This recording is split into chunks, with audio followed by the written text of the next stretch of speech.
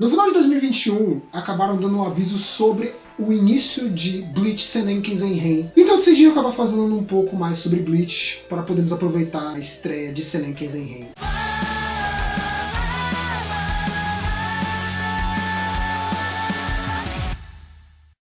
Fala galera, sejam muito bem-vindos a mais um vídeo do canal Takatakibe, dessa vez trazendo um vídeo de consertando animes. Eu vou estar falando de algum arco específico de algum anime e eu vou estar falando o que eu mudaria nele, o que eu poderia manter nele, o que eu poderia ajustar nele, basicamente dar um ajuste aqui, outro ali, para poder dizer como que esse arco poderia ser melhor. E os arcos que não forem tão ruins assim, eu poderia dizer tipo algumas coisas assim que eu diria que poderiam ser melhorados para conseguir torná-los melhor ainda. Aproveitando a estreia de Bleach Senenken Zenhen em outubro de 2022, eu decidi começar então esses vídeos falando necessariamente do primeiro arco de Bleach, o Shinigami Substituto. Se realmente render esse tipo de coisa, eu posso tentar falar dos outros arcos com o tempo também. Beleza? Então conto com vocês para poder saber se vocês vão curtir esse tipo de vídeo e bora lá então. Inicialmente vamos falar o que acontece no arco Shinigami Daigo. Ichigo, conhecendo a Rukia, recebendo os poderes dela como Shinigami, ele começa a passar por várias e várias aventuras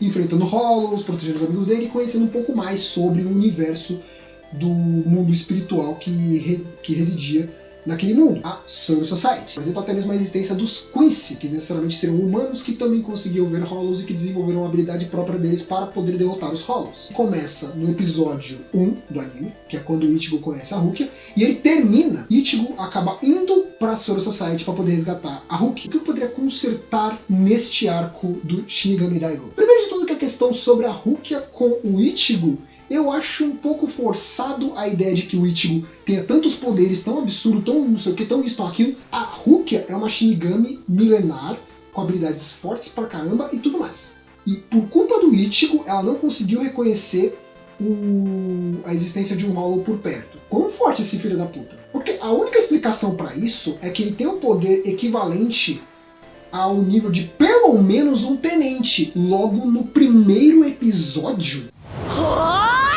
Eu entendo a ideia de que falam sobre a questão de que ele não consegue controlar direito o Heiatsu dele, por isso vai ficar vazando pra caramba, e por isso que dá um monte de problema. Eu sei. Isso ainda não é uma explicação decente para poder você dizer como que ele conseguiu sobrepujar o nível de Heiatsu da própria Rukia, que até aquele ponto já era mencionada sendo uma Shinigami a nível de uma terceira oficial. Rukia-sama wa hondai Sekikan class no jitsuryuku o omochi no kata da pion. Dakedo, Sekikan ni nareba Hiratai ni kurabete ninmu no... Dito tudo isso, então podemos dizer que o ponto que poderia começar alterando seria a questão de que o Ichigo não seria tão forte assim.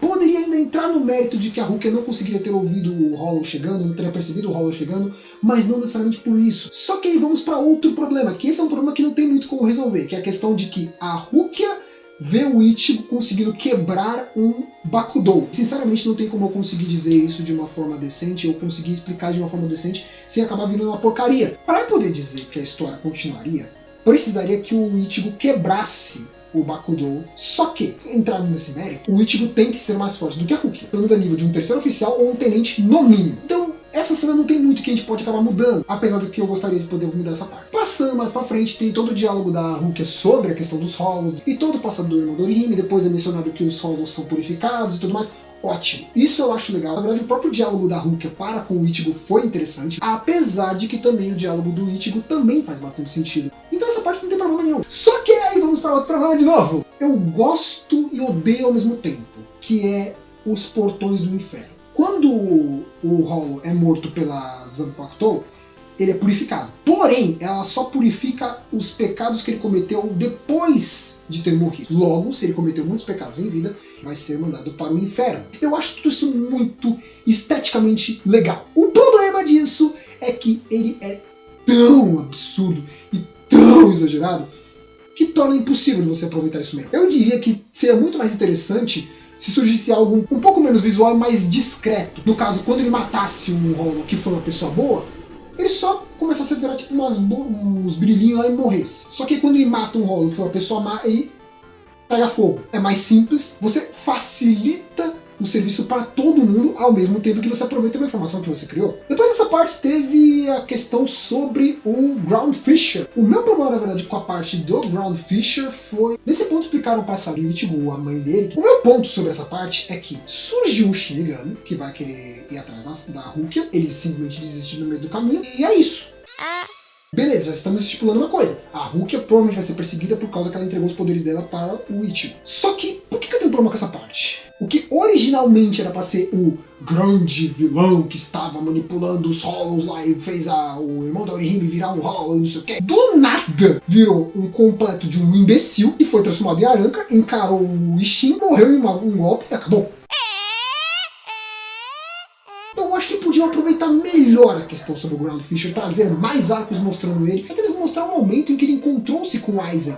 Outro ponto também que eu acho que ficou muito mal aproveitado foi a questão de que naquele arco, nessa parte no caso, começa uma coisa que eu gosto e odeio ao mesmo tempo, que são os momentos Ichiro. Eu gosto porque eu gosto do casal do Ichigo com a Rukia, eu gosto do desenvolvimento dos dois, eu gosto da forma como é colocado a questão da Rukia para com o Ichigo. São os momentos assim que você olha, que você vê uma ligação muito boa entre esses dois. Só que por que eu digo que essa porcaria desse negócio eu não gosto? Por que será? Assim, que eu consertaria. Não é que eu consertaria, que eu mudaria. Duas opções. A primeira, você mantém essas cenas, mas você muda o final da história para poder colocar o Ichigo com a Rukia. Eu gosto que você mantém os momentos que fazem sentido dos dois juntos e você mantém um final que faz sentido para esse negócio. Ou então você faz uma coisa que eu já tinha mencionado antes, que é necessariamente acabar a história antes. Se continuar esse negócio, eu falo que ponto que poderia ter acabado a história. Vai acabar a história antes. Você resolve tudo isso, você coloca a questão de ser um casal que se ama, mas ao mesmo tempo não tem como ficar junto. Um casal trágico. É interessante do mesmo jeito. É mais ou menos tipo um Zeref Mavis. E a outra resolução que eu poderia colocar é o quê? Não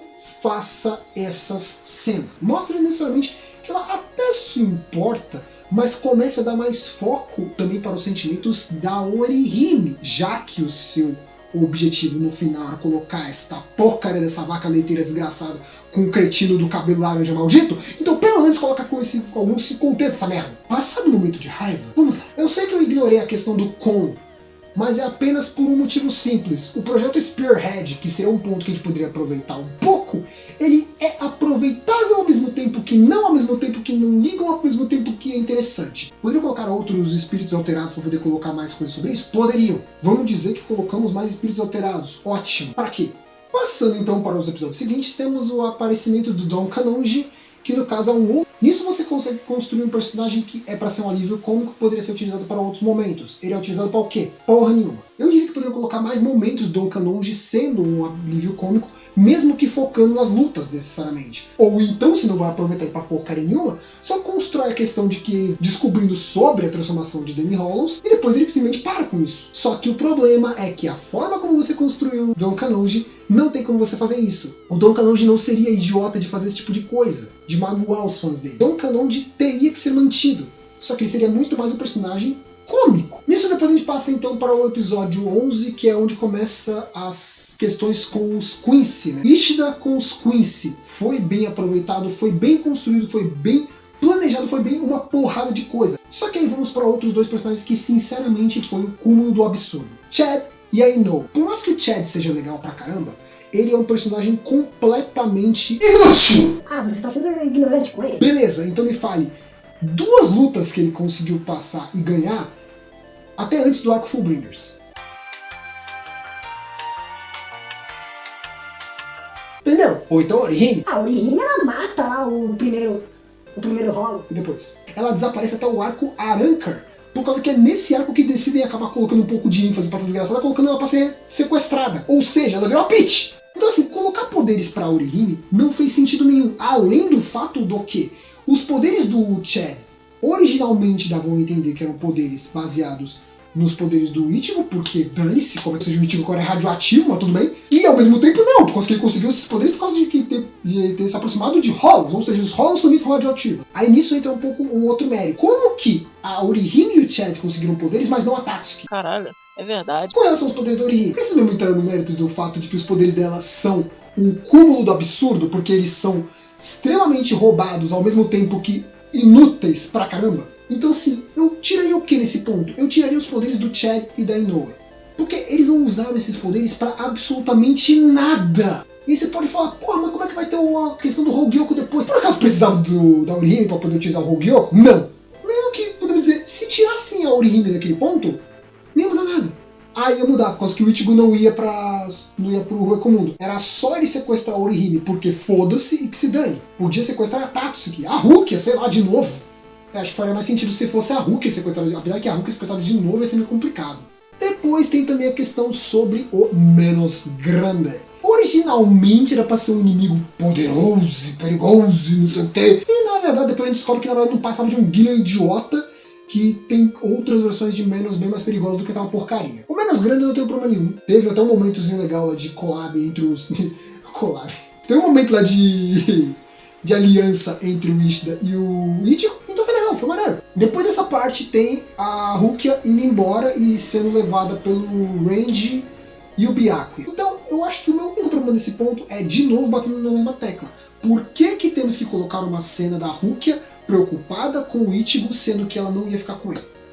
Se a ideia é colocar ela querendo ficar com o Range, por que não começa a desenvolver daí desde o início? Ou então começa a não desenvolver a relação dela com o Ichigo pra poder evitar dor de cabeça? E depois tem a questão toda sobre o treinamento do Ichigo lá pra poder conseguir liberar a Zangetsu e tudo mais. Ótimo! E aí entra um outro mérito que eu queria questionar nesse ponto, que é o quê? O quanto de preocupação que deram pro Ichigo naquele momento. Uma semana, eu não lembro agora quanto tempo que ele passou, pra poder sair da forma de Hollow e depois acabar conseguindo pegar a Zangetsu e conseguir transformar e conseguir liberar a Shikai. Beleza. Nesse meio tempo, eles não conseguiram em momento algum ensinar pra ele Getsuga Tensho ou qualquer outra habilidade. É sério. Outro ponto também podemos aproveitar, que poderia acabar sendo alterado naquele ponto, seria também outra questão que foi mal aproveitada e, enfim... Se você não viu ainda Seinen Kenzen-Ren, eu sugiro que você acabe parando o vídeo por aqui, por causa que eu acho que já não vai ter mais nenhuma coisa, né? E esse último ponto é spoiler de Seinen Kenzen-Ren. Então, se você quiser saber o que vai acontecer depois, só valeu...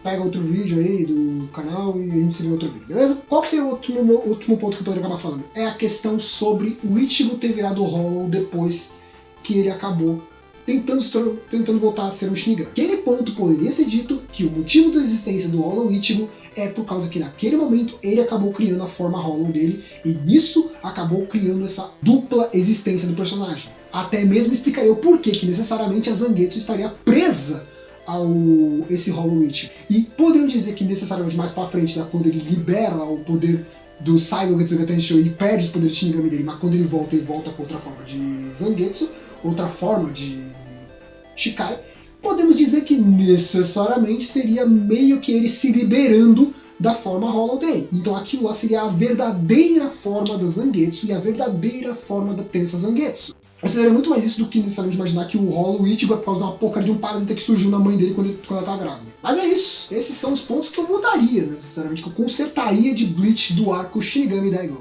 Então, se você quiser dar uns comentários do que você acha dessas mudanças, se você mudaria mais alguma outra coisa, ou se você necessariamente acha que essas mudanças são desnecessárias, deixa nos comentários aí que você pode acabar falando sobre isso. Tranquilo? No mais é isso mesmo. Nos vemos no próximo vídeo ou na próxima live. Se cuide e fui!